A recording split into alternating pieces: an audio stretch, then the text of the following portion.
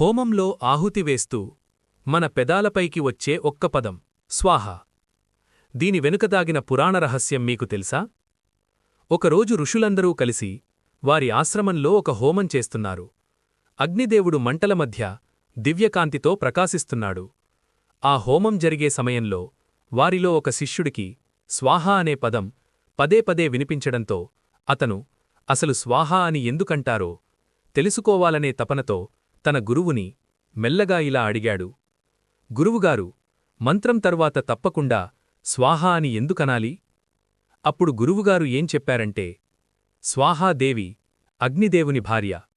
దేవతలకు వెళ్లే ప్రతి ఆహుతి ఆమె అనుమతి లేకుండా ముందుకు సాగదు.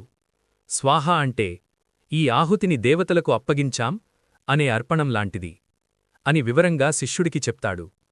మన పురాణాలు కూడా ఏం చెబుతున్నాయి?